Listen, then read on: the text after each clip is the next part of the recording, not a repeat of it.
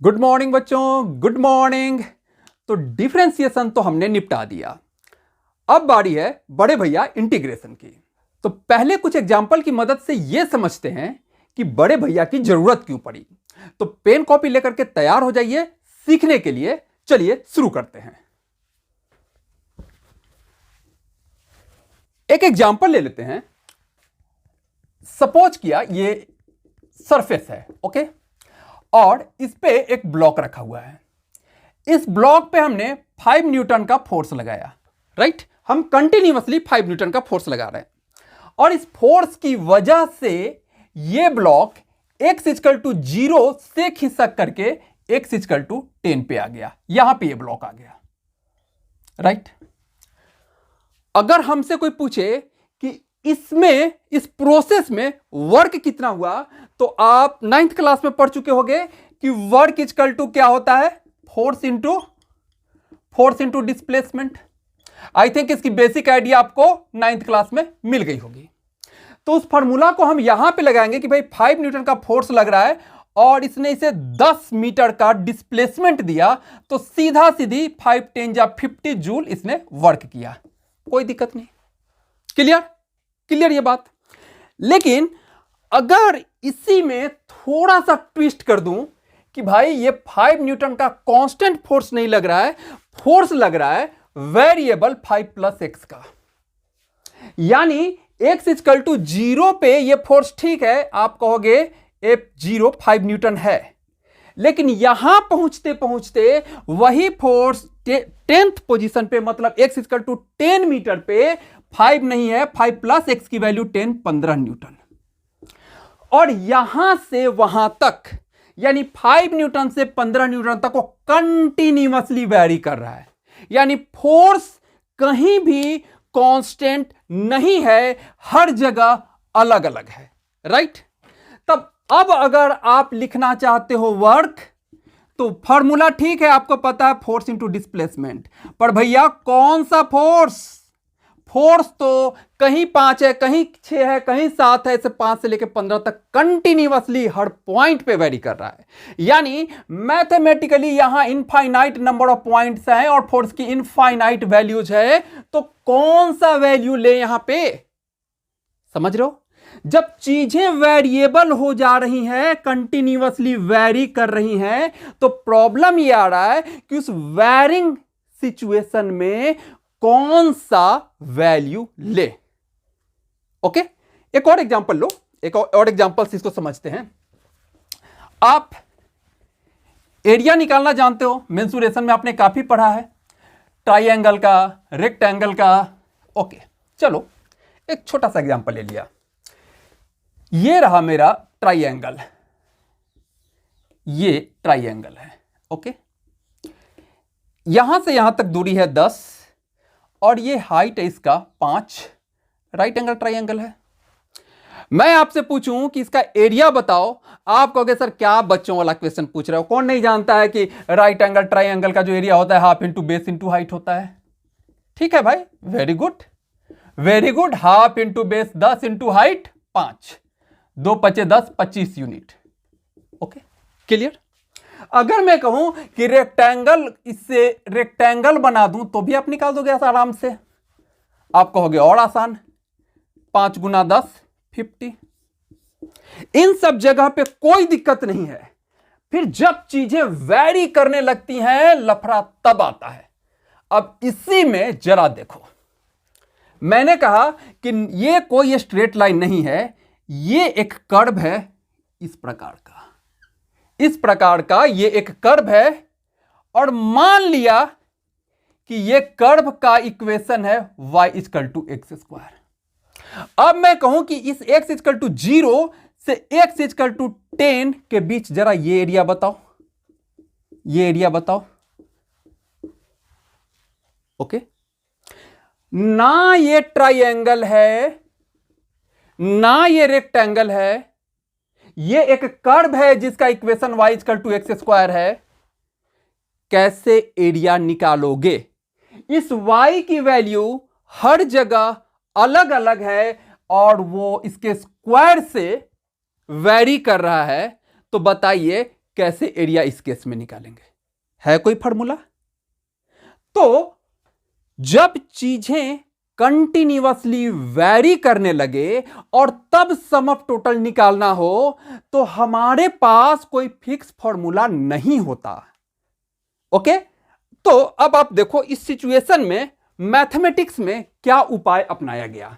जैसे इसी सिचुएशन की बात करें, इस फिगर को थोड़ा सा और बड़ा बना लिया जाए, समझना थोड़ा आसान हो जाएगा। जैसे हमने जो एग्जांपल लिया कि भाई ठीक है, एरिया निकालने में दिक्कत आ रही थी, ये रहा जी वो कर्व। ओके, ये एरिया निकालना था मुझे। तो मैथमेटिक्स में क्या जुगाड़ लगाया गया आप देखो। कहा कि कोई बात नहीं, पूरा जो यहां से यहां तक जो x है उसको छोटे छोटे भाग में बांटो, और इसको मैंने कह दिया ये दूरी डेल्टा x कह दिया, x का छोटा छोटा पार्ट डेल्टा x कह दिया, और कहा कि पहले इस स्ट्रिप का इसका एरिया निकालो, ये वाला एरिया निकालो, और ऐसे ऐसे सारे एरिया को निकाल के जोड़ दो। ठीक है, तो चलते हैं, पहले इसका एरिया जरा कैलकुलेट करने की कोशिश करते हैं। मान लिया कि यहां से ये दूरी, जनरल दूरी मैंने x ले लिया, और x ये पे ये दूरी है y, इधर y एक्सिस है और इधर x एक्सिस है, तो x के इस वैल्यू के लिए ये दूरी है y। ओके, अब अगर हमें ये वाला एरिया निकालना है, इसको शेडेड एरिया बोल दूं मैं, एरिया ए बी और यहां कह दूं c और यहां कह दूं d, ये दूरी हमारा था डेल्टा x, राइट। तो एरिया ABCD निकालने के लिए हम थोड़ा सा कंस्ट्रक्शन कर रहे हैं, इसको पहले ना यहां से यहां मिला के रेक्टेंगल बना दे रहे हैं। तो कम से कम ये वाला पोर्शन तो रेक्टेंगल बन गया, ये वाला पोर्शन, और इसका एरिया हम आराम से निकाल सकते हैं base into height. Delta x base है, बेस की विड्थ है डेल्टा x, और यहां का हाइट है y। ओके, इस x के लिए हमने माना इसे y, तो ये एरिया मैंने कह दिया डेल्टा ए, वो छोटा सा एरिया, वहां का हाइट इंटू डेल्टा x हो गया। पर अभी आपने जो निकाला वो ABCD एरिया नहीं है, बल्कि मैं इसे E कह दूं तो आपने एरिया AECD निकाला, क्योंकि ये रेक्टेंगल है, इसके ऊपर ये जो कर्व वाला एरिया है dot dot dot dot dot dot कर दूं, ये तो मिस आउट हो रहा है, राइट। और कर्व वाले एरिया निकालने का डायरेक्ट हमारे पास कोई वे आउट नहीं है। तब यहां पर क्या कहा गया कि आप इस डेल्टा x को इतना बड़ा ना रखो, इस डेल्टा x को बहुत छोटा कर दो। यहां पर मैं दिखा रहा हूं, इतना छोटा कर दो। यहां पर थोड़ा सा समझने की कोशिश करना, फिगर यहां पर थोड़ा मैं मोटा कर दूं, ये कर दो। मतलब यूं कह लो कि ये B पॉइंट, ये B डैश पॉइंट हो गया, और ये हो गया D डैश पॉइंट। एक तरह से यूं समझ लो, ये पॉइंट हो गया D डैश पॉइंट, और ये वाला छोटा वाला एरिया निकालो। आप इसको इतना बड़ा एरिया ना रखो, इधर वाला मैं मिटा दूं, आप डेल्टा x छोटा कर दो, और ये स्ट्रिप बिल्कुल पतला ले लो, ये स्ट्रिप बिल्कुल पतला ले लो। आपका डेल्टा x काफी छोटा हो गया। तब ऑलमोस्ट देखो ये रेक्टेंगल बन गया, तब ऑलमोस्ट ये रेक्टेंगल बन गया, और तब y डेल्टा x के ऊपर जो थोड़ा सा एरिया है वो नेग्लिजिबल है, अप्रोक्सीमेटली ये रेक्टेंगल बन गया, और ये मेरा सही आंसर दे देगा। ओके, क्या कंडीशन हमने लगा दिया? हमने कंडीशन लगा दिया। कंडीशन को मैथ में लिमिट से मैं यहां दिखा रहा हूं। लिमिट मींस कंडीशन, आप समझो। आप कहो डेल्टा ए इक्वल टू, हमने इसमें कंडीशन लगा दिया लिमिट कि ये डेल्टा एक्स बहुत छोटा है, डेल्टा एक्स टेंड्स टू 0 है। लिमिट का सिर्फ LT से दिखाया जाता है। लिमिट का सिर्फ मतलब हुआ कंडीशन। आप कंडीशन ये लगा रहे हो, डेल्टा एक्स काफी छोटा करो ताकि ये स्ट्रिप काफी पतला हो जाए, और तब ये ऑलमोस्ट रेक्टेंगल बन जाएगा, तब ये एरिया सही हो जाएगा। अब यहां से यहां ऐसे ही सब जगह जाकर के रेक्टेंगल को कैलकुलेट करो, और उन सारे रेक्टेंगल को जोड़ दो, और जोड़ को हम अलजेब्रा में समेशन से दिखाते हैं। ऐसे W को लिटा दो, पहले से ऊपर की तरफ रहता ना, इसको ऐसे लिटा दो, ठीक है, ये बन गया टोटल एरिया। तब ये डेल्टा ए ना बन के हो जाएगा टोटल एरिया ए। क्लियर यहां तक बात? क्लियर? ठीक है, आपने जुगाड़ लगा लिया कि ये काम करते हैं, बात बन जाएगी। लेकिन ऐसा करने में क्या हुआ ये देखो, जब आप ये डेल्टा एक्स बहुत छोटा करोगे, बहुत छोटा करोगे, बहुत छोटा करोगे, तो ऐसे ऐसे ऐसे ऐसे इनफाइनाइट नंबर ऑफ एरियाज बन जाएंगे, छोटे छोटे एरिया, छोटे छोटे एरिया, छोटे छोटे एरिया। और ये नंबर ऑफ टर्म्स यानी number of elemental areas infinite हो जाएगा। उन सबको सम अप करना होगा, यानी इनफाइनाइट टर्म्स का सम हो गया। ओके, तो अलजेब्रा में ऐसा कोई रूल नहीं है कि वो इनफाइनाइट सीरीज को सम अप कर सके। वहां अलजेब्रा ने हाथ खड़ा कर दिया कि भैया ये मेरे वश का रोग तो नहीं है, मैं तो जनरल फिजिशियन हूं, छोटे मोटी बीमारी तो मैं ठीक कर दूंगा, लेकिन यहां के लिए तो स्पेशलिस्ट की जरूरत है। तो जैसे बॉलीवुड में आपने देखा होगा कि जब हीरोइन गुंडों से घिर जाती है तो हीरो की एंट्री होती है। यहां पर अलजेब्रा घिर गया था, वो कुछ नहीं कर पा रहा था, तो सुपर हीरो बड़े भैया आ गए, इंटीग्रेशन। समझ गए? ऐसे सिचुएशन में जब इनफाइनाइट टर्म्स को सम अप करना हो तो वहां हमें अलजेब्रा से बात नहीं बनेगी। कौन काम करेगा?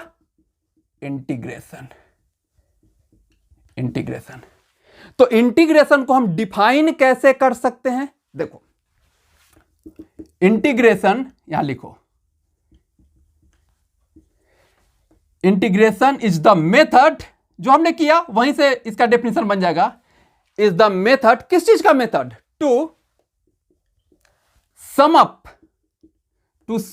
Up the effect of, to sum up the effect of continuously varying quantities, continuously varying quantities। और कैसे यह सम करता है? by adding infinite number of terms, by adding infinite number of terms, जो कि अलजेब्रा नहीं कर पाता है, इनफाइनाइट नंबर ऑफ टर्म्स। और जब ये infinite number of terms add हो जाएगा तब ये पूरा एरिया निकल जाएगा, पूरा एरिया निकल जाएगा।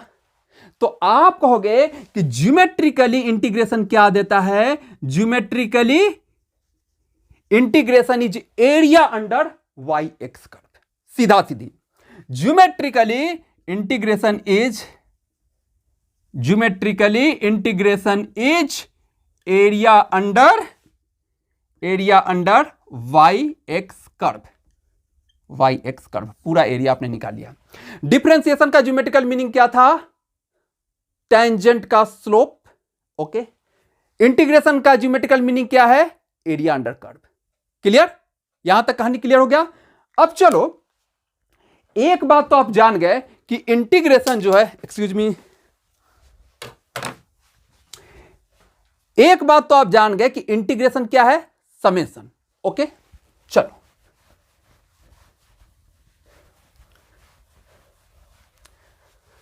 आपका इंटीग्रेशन क्या है भाई? समेशन। SUMMATION,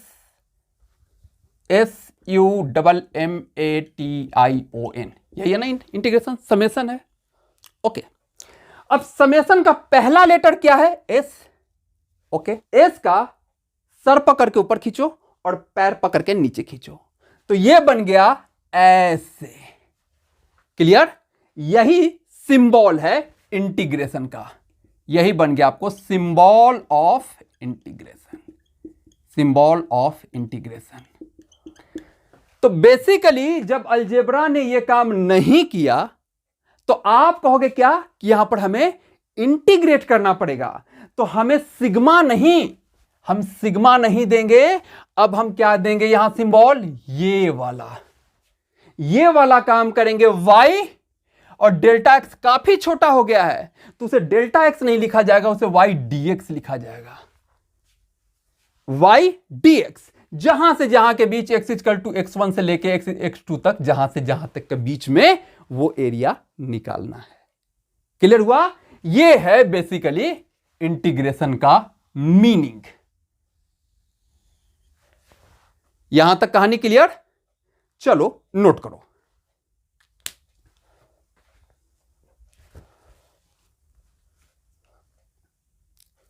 हो गया? मिटाया जाए? चलो मिटा रहा हूं।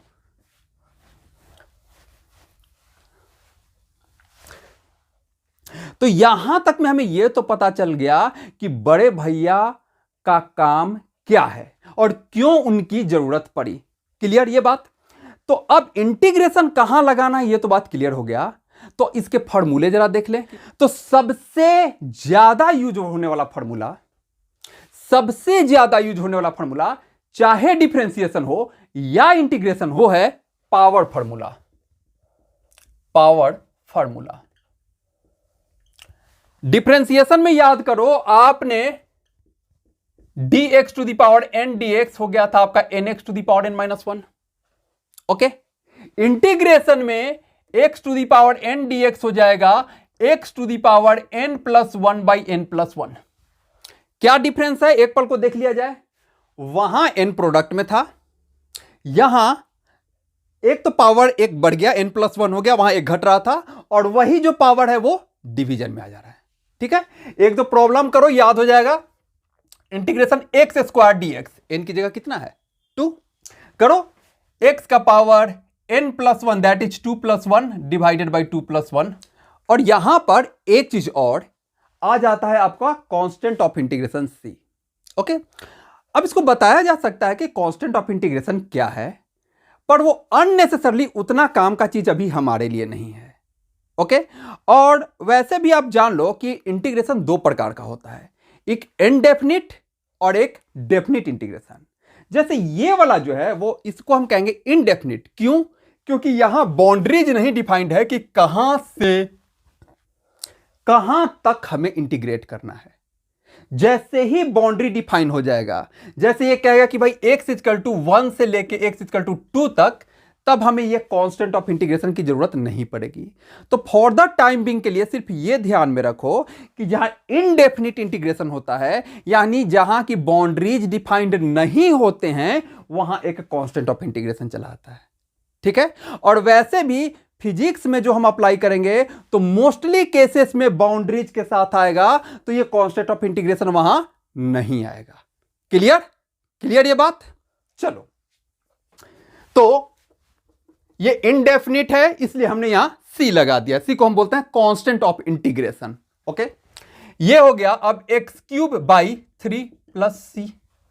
राइट, वंस अगेन फिर इस सी के बारे में ज्यादा चर्चा नहीं कर रहा हूं, क्योंकि देखो अब ये उतना हमारी जरूरत का नहीं है। मैं इसको फिर बताने लगूं तो जो दूसरी चीजें हैं वो छूटने लगेंगी। ठीक है, तो फिलहाल ये बात सिर्फ हम ध्यान में रख लें। ओके, अब सिर्फ पॉजिटिव पावर ही नहीं, निगेटिव पावर रख के देख लेते हैं। एक्स टू दी पावर -2 कर देते हैं, तो क्या हो जाएगा? एक्स का power -2 plus 1 by -2 plus 1, x का power -1 by -1 plus C. Right, that is -1 by x plus C. Clear? Fraction में भी कोई पावर ले लो, जैसे एक्स टू दी पावर कर दो तुम half, x to the power half dx, तो क्या हो जाएगा? X to the power half plus 1 divided by half plus 1। Half plus 1 कितना हो गया? 3/2 divided by 3/2, that is 2/3 x का पावर 3/2, और कांस्टेंट ऑफ इंटीग्रेशन आ गया। क्लियर? क्लियर कहानी यहां तक? चलो मिटा रहा हूं। अब कोई कांस्टेंट टर्म है, मान लो जैसे कि हम कहें कि 5x स्क्वायर dx, तो आप जानते हो ना कि डिफरेंशिएशन में क्या करते थे, आप कांस्टेंट को बाहर निकाल लेते थे। बस यहां भी वही काम करना है, 5 को आप बाहर निकालो और इंटीग्रेशन x स्क्वायर dx कर दो, दैट इज 5x स्क्वायर का भी हमने देखा क्या, x³ 3 प्लस सी। क्लियर? और मान लो एक से ज्यादा टर्म हुए, एक से ज्यादा टर्म हुए, इधर नोट हो गया, मिटाओ। चलो,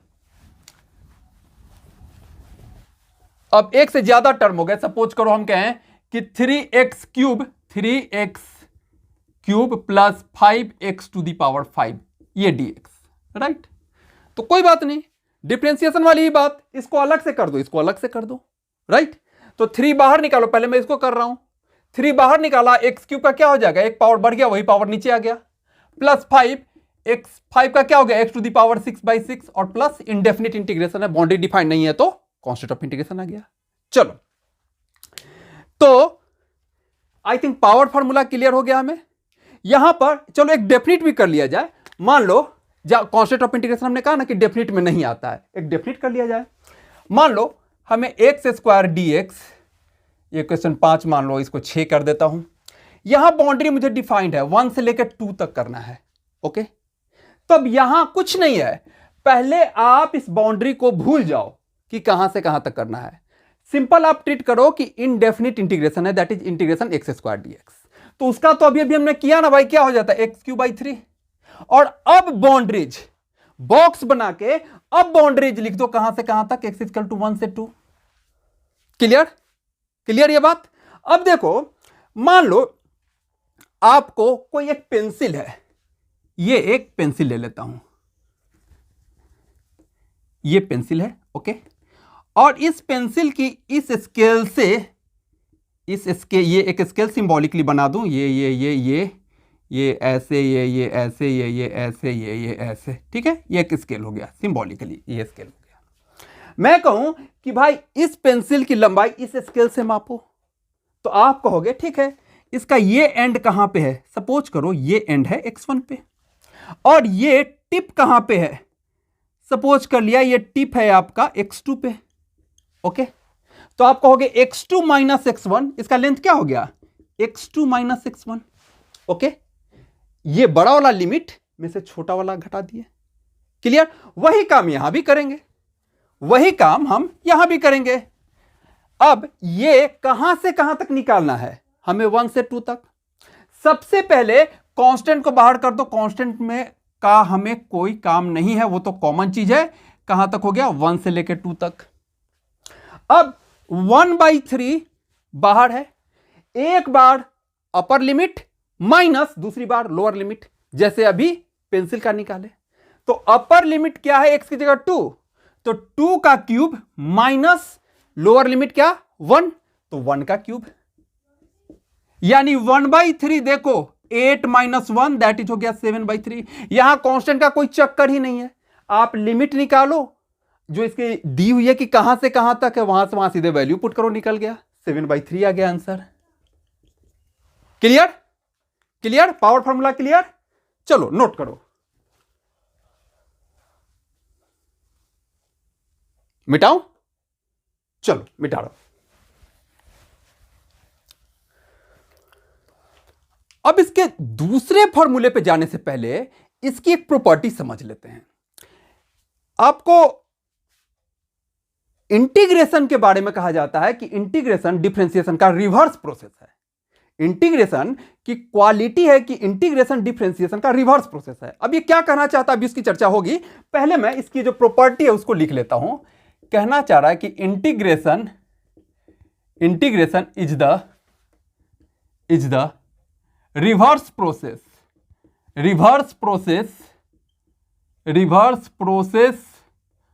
ऑफ डिफरेंशिएशन। इंटीग्रेशन हमारा डिफरेंशिएशन का रिवर्स प्रोसेस है, ठीक है, कह दिया। आप किसी प्रोसेस का रिवर्स प्रोसेस कब कहोगे, इस चीज को समझते हैं जरा। जैसे एक एग्जांपल लेते हैं, किसी ने हमसे कहा कि भाई 2 कदम आगे बढ़ो, तो लो 1 कदम 2 कदम। अब कमांड दिया कि 2 कदम पीछे आ जाओ, 1 कदम 2 कदम। क्या हम जहां थे वहीं नहीं पहुंच गए? तो 2 प्रोसेस, यहां पर मान लो 2 प्रोसेस था। पहला प्रोसेस 2 कदम आगे बढ़ना, दूसरा प्रोसेस 2 कदम पीछे हटना। तो अगर इन दोनों प्रोसेस होने से हम सेम जगह पे आ गए, यानी दूसरे प्रोसेस ने पहले प्रोसेस को काट दिया, तो हम कहेंगे दूसरा प्रोसेस पहले प्रोसेस का रिवर्स प्रोसेस है। आप समझ रहे हो? आप कहोगे कि 4 सीढ़ी ऊपर चढ़ना एक प्रोसेस, फिर 4 सीढ़ी नीचे उतरना दूसरा प्रोसेस, फिर वहीं पहुंच गए। क्लियर? यानी 2 प्रोसेस को आप दूसरे वाले को पहले वाले का रिवर्स प्रोसेस तब कह रहे हो जब उन दोनों प्रोसेस करने के बाद आप जहां थे वहीं हो। चलो ठीक है, आपने लिया एक फंक्शन y, इसको डिफरेंशिएट किए, चलो dy by D x, process 1 complete. Okay, अब दूसरा प्रोसेस इंटीग्रेट करेंगे। इंटीग्रेशन यानी इंटीग्रेशन dx किसको? इसी को, dy बाई डी एक्स को, जो आपको पहले प्रोसेस में मिला उसको फिर से इंटीग्रेट कर दोगे तो ये dx गए अपने घर, हो गया क्या? Integration dy। और इंटीग्रेशन है क्या? समेशन। ये इतना बड़ा y था, इसके सारे dy को जोड़ दिया तो पूरा y यहां से वहां तक हो गया, तो सीधा सीधी ये हो गया y। तो देखो जहां से चले थे इन दोनों प्रोसेस के बाद फिर वही पहुंच गए, तो कह सकते हैं हम इंटीग्रेशन को डिफरेंशिएशन का रिवर्स प्रोसेस। क्लियर? तो अब हम इस प्रॉपर्टी को दूसरे फॉर्मूले बनाने में यूज करेंगे। देखो कैसे, यह बात क्लियर हुआ? चलो पहले आप डिफरेंशिएशन के फॉर्मूले लिख लो, क्योंकि आपको पता है कि एक बार डिफरेंशिएशन करना और फिर इंटीग्रेशन करना है तो फिर वही आ जाएगा। तो पहले मैं डिफरेंशिएशन कर ले रहा हूं। देखो sin x का डिफरेंशिएशन क्या होता है? sin x का डिफरेंशिएशन हो गया आपको cos x। cos x का differentiation minus sin x, right. tan x का डिफरेंशिएशन हो गया मेरा sec square x। cot x का डिफरेंशिएशन हो गया माइनस cosec स्क्वायर x।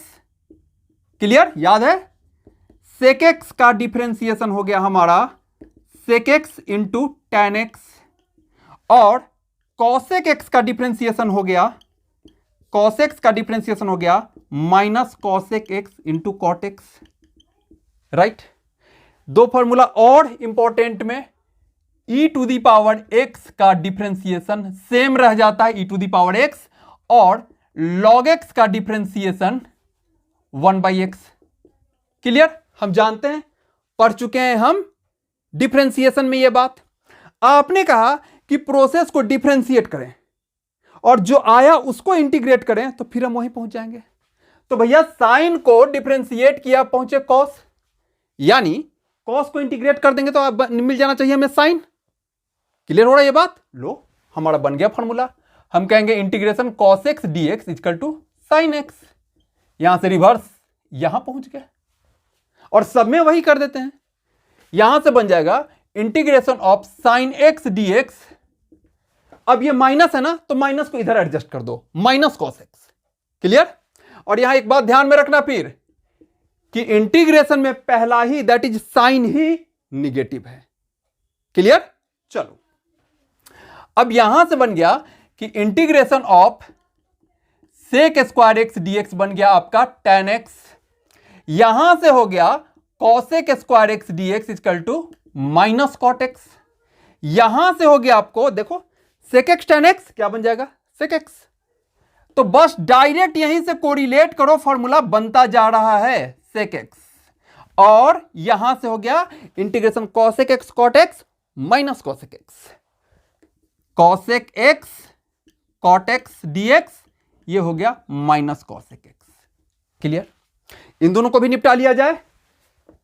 ये हो गया integration e to the power x dx, e to the power x ही है। डिफरेंशिएशन सेम रहा था तो इधर से फिर इधर सेम ही रह गया। Integration e to the power x dx आपका e to the power x ही रह गया, और इंटीग्रेशन 1/x dx इधर से 1/x dx आपका log x बन गया। अब यहां पर देखो इस वाले फॉर्मूले को जरा गौर से देखो। जब पावर फॉर्मूला आपने लिखा था तो आपने लिखा था x to the power n dx equal to क्या? x to the power n plus 1/n+1। यह फॉर्मूला n इक्वल टू 1 के लिए वैलिड नहीं होगा, n इक्वल टू -1 के लिए कह लो, कारण n-1 डेनोमिनेटर में -1 + 1 0 और डिनोमिनेटर में 0 डिफाइंड नहीं है। x टू दी पावर -1 के लिए पावर फॉर्मूला आपका डिफाइंड नहीं था, तो x टू दी पावर -1 बनता क्या है? Integration 1/x dx। देखो 1/x के लिए यह फॉर्मूला मिल गया आपको, 1/x के लिए ये फॉर्मूला मिल गया आपको, जो n-1 के लिए वहां वैलिड नहीं हो पा रहा था, तो आपको अलग फॉर्मूला मिल गया कि integration 1/x dx equal to log x। Clear? चलो, तो ये सारा फॉर्मूला जान गए, नोट करो पहले, और इस पे कुछ प्रॉब्लम्स देखते हैं।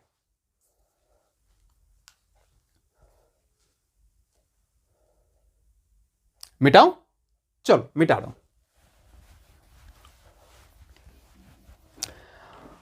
अब 2-4 प्रॉब्लम देखते हैं, तो ये फॉर्मूला भी हमें याद हो जाएगा। जैसे मान लो ले लिया हमने 3 sin x plus 5e⁻x plus 7 cos x। इसको भाई इस फंक्शन को इंटीग्रेट करो। ठीक है, sin x का बताओ क्या हुआ था, 3 बाहर निकल गया, sin x का माइनस cos x, 5 बाहर निकल गया, e⁻x का सेम ही रह गया था, चाहे डिफरेंशिएशन हो या इंटीग्रेशन, और 7 cos x का हो गया था sin x, plus indefinite integration है तो एक सी जोड़ दिया। क्लियर? चलो इसको मान लो कि क्वेश्चन 6 है, क्वेश्चन 7वां। चलो मेरे साथ प्रैक्टिस करते चलो, फॉर्मूला याद होता जाएगा। ठीक है, आप ले लो sec² x, मान लो ले लिया मैंने 2 sec² x plus 4 sec x tan x plus 6/x dx। Clear? चलो यहां हो जाएगा, ट्वाइस बाहर निकालो, sec² x का tan x का डिफरेंशिएशन sec² x, sec² का integration tan x, twice tan x। Clear? 4 बाहर खींचो, sec x tan x, क्या sec x, याद है? चलो, और 6 बाहर लो, अभी हमने देखा 1/x का log x, करो भाई log x plus c। Clear? चलो एक डेफिनिट का भी देखते हैं, ले लेते हैं integration sin x plus cos x 0 से π/2 में, 0 से π/2 में। ये हो गया क्वेश्चन नंबर 8। इसको जरा इंटीग्रेट कीजिए भाई, sin x plus cos x 0 से π/2 में। बताओ फटाफट, sin x का माइनस cos x का sin x, याद रखना है साइन का ही निगेटिव हो जाता है। क्लियर? चलो बॉक्स लगाओ, डेफिनिट है, कहां से कहां, 0 से π/2। क्लियर? अब क्या करते हैं, इसको थोड़ा सा लिख लो ऐसे, sin x minus cos x लिख लेते हैं, थोड़ा अरेंज्ड लगेगा। 0 से π/2, पॉजिटिव वाला को पहले लिख दिया, निगेटिव वाले को बाद में लिख दिया। क्लियर? अब क्या करते हैं, डेफिनेट इंटीग्रल में अपर वैल्यू रख के माइनस लोअर वैल्यू, तो इसमें पहले हम अपर वैल्यू π/2 रखेंगे, माइनस फिर लोअर वैल्यू 0 रखेंगे। यही काम करना है ना, तो रखो ये function sin x minus cos x में पहले π/2 रखो, दैट इज क्या हो गया, sin π/2 minus cos π/2। Upper value रखा गया, फंक्शन में अपर वैल्यू रखा गया दोनों में, okay, minus lower value, that is sin 0 minus cos 0, पूरे फंक्शन में अब लोअर वैल्यू रख दिया, और अपर value minus lower value. Clear? चलो sin π/2 बताया जाए 1, cos π/2 cos 90 0 में से इस बार sin 0 0 और cos 0 1, वैल्यूज याद है ना, sin 0 0 cos 0 1। क्लियर? चलो भाई 1 माइनस 0 1 माइनस, इधर आ गया -1, और ये भी माइनस माइनस होकर के बन गया प्लस, तो अल्टीमेटली ये हो गया 1 + 1 and that is 2। Clear? Clear? चलो अब एक क्वेश्चन देता हूं, आप खुद ट्राई करना। ये क्वेश्चन आपने ना अभी जो मैं दे रहा हूं पॉज करके साथ के साथ अभी ट्राई करो, फिर वीडियो आगे देखना। ठीक है, क्लैरिटी साथ के साथ करते चलो। जैसे मैं तुम्हें 2 क्वेश्चन दे रहा हूं, पहला एक इंडेफिनिट का ले लो, √x + 1/√x, इसको करो, वेरी इजी, इसको करो। और इसको दूसरा आप इसी पे ले लो, sin x minus cos x करो, और 0 से π/2 था ना, 0 से π करो, 0 से π, इस फंक्शन को इंटीग्रेट करो। इसका आंसर आना चाहिए 2, और इसका आंसर आएगा तुम्हारा 2/3x का पावर 3/2 प्लस 2x का power half, that is √x हो गया, √x plus c। Clear? Clear? इसको खुद से अभी साथ के साथ ट्राई करो। ओके। और वैसे भी कोई दिक्कत होगा तो इस लेक्चर के लास्ट में इन क्वेश्चन के आपको सॉल्यूशन रहेंगे। ओके, लेकिन अभी ट्राई करना है, साथ के साथ सीखते चलो तो ज्यादा मजा आएगा, फिर वीडियो आगे बढ़ाना। Okay, clear? चलो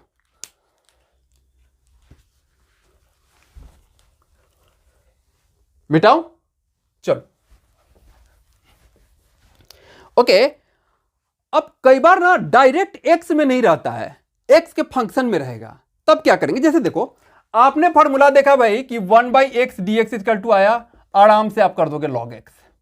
okay, log x plus seal कर लो, पर 1/x नहीं है, 1/ मैं कहूं कि 2x प्लस 3 है, 2x प्लस 3 है।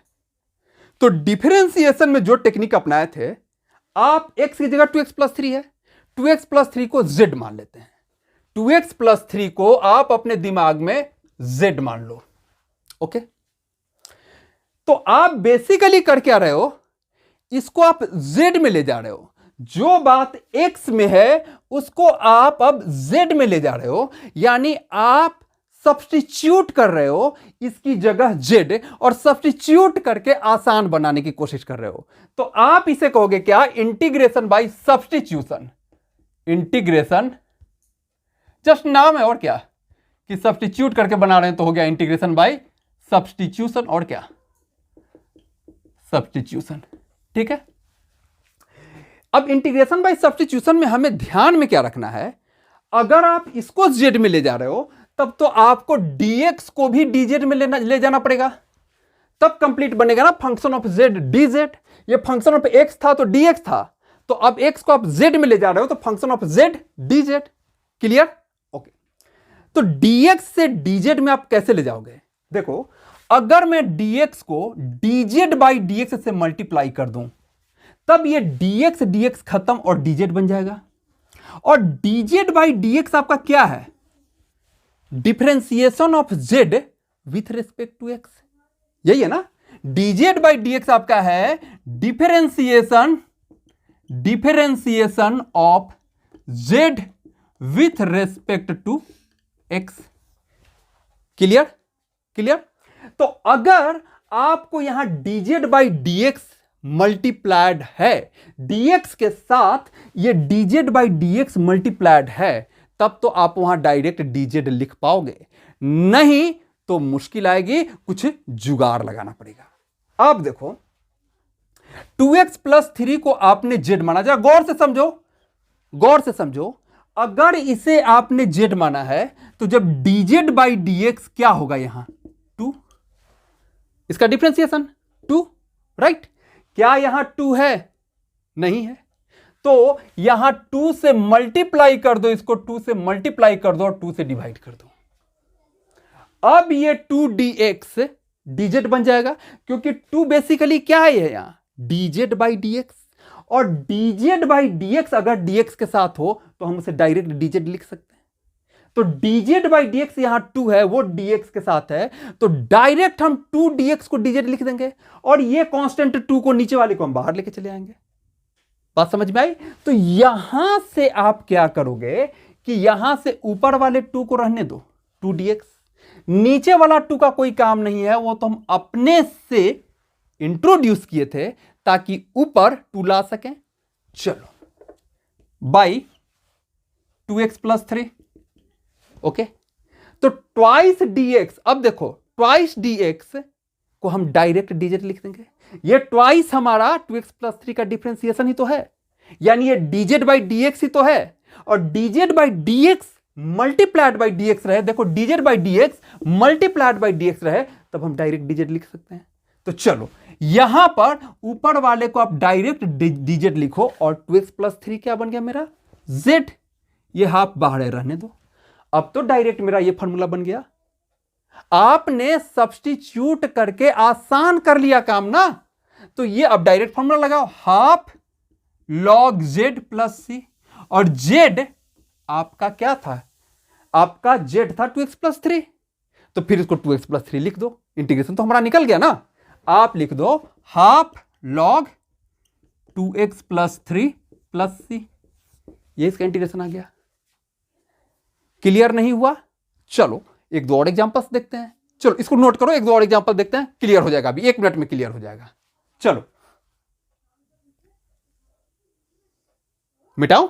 चलो मान लो हम लेते हैं साइन, वही 2x+3 था ना, 2x+3 ले लिया, sine 2x+3 dx, right, sine 2x+3 dx। फिर हम 2x+3 को z मानेंगे क्योंकि हमें साइन z का पता है।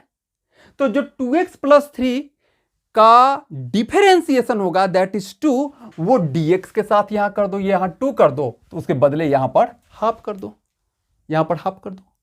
अब तो डायरेक्ट इसे लिखोगे ना, हाफ इंटीग्रेशन 2x+3z और ये 2dx हो गया सीधा सीधी dz, क्लियर। और साइन z का फॉर्मूला हमारे पास है रेडीमेड, माइनस cos z, और z क्या था हमारा 2x+3, राइट। यही दिक्कत कर रहा था ना, हमें साइन z का तो आता ही है, तो हमने इस चीज को मान लिया था z।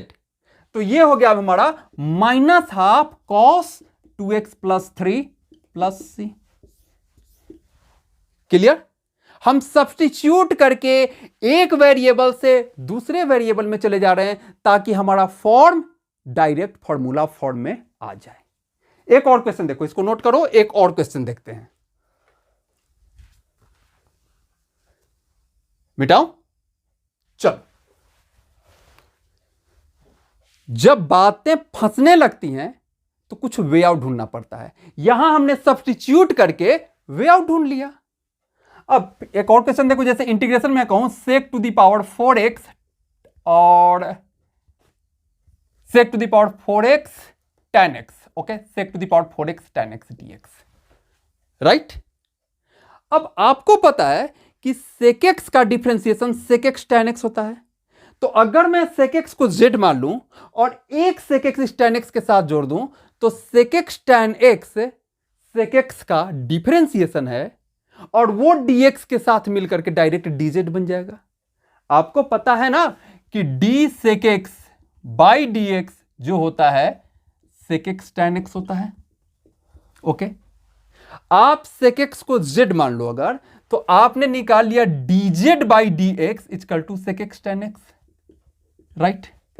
और मैंने कहा कि इस dx के साथ अगर dz बाई dx हो तो आप उसे डायरेक्ट dz लिख लोगे, ऊपर में डिफरेंशिएशन होना चाहिए।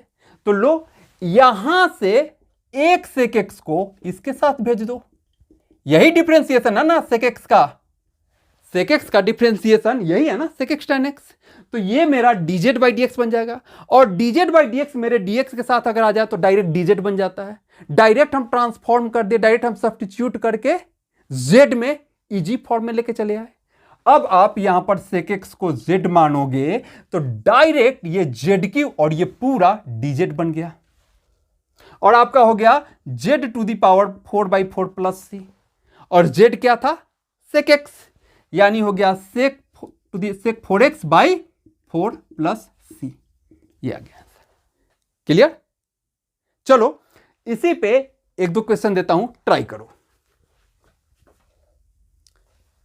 मिटाऊं इधर, इस सब्स्टिट्यूशन पे एक दो क्वेश्चन आपको खुद अभी ट्राई करने के लिए दे रहा हूं, आपने वीडियो पॉज करके उसे ट्राई करना है साथ के साथ। जैसे मैं कहूं very easy, sin x cos x dx, sin x cos x dx, राइट। इसका आंसर आ जाएगा simple, sin square x by 2 plus C, या sin x का square by 2 plus C, okay.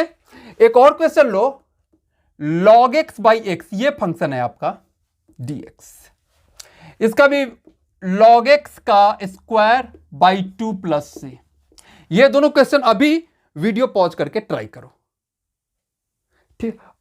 Most probably आप आसानी से इसे कर लोगे, नहीं होगा तो इसी वीडियो के लास्ट में आपको इसका सॉल्यूशन मिल जाएगा, ठीक है। चलो, तो ये था इंटीग्रेशन का बेसिक पार्ट 1 कह लो इसे, जिसमें हमने ये जाना कि भाई किस तरह के केस में इंटीग्रेशन की जरूरत पड़ती है और इंटीग्रेशन निकालने के फॉर्मूले क्या होते हैं। अब नेक्स्ट क्लास में हम इसके एप्लीकेशन को समझेंगे, कि मेन पार्ट तो वही है ना भाई, हम तो चीजें सीखते हैं अप्लाई करने के लिए। तो हमने चीजें सीख लिया यहां पे कि इंटीग्रेशन क्या है, उसके फॉर्मूले क्या हैं। अब अगले क्लास में हम इसे अप्लाई करना सीखेंगे। तो ठीक है बच्चों, मन लगा के पढ़ते रहिए। थैंक यू बच्चों, थैंक यू।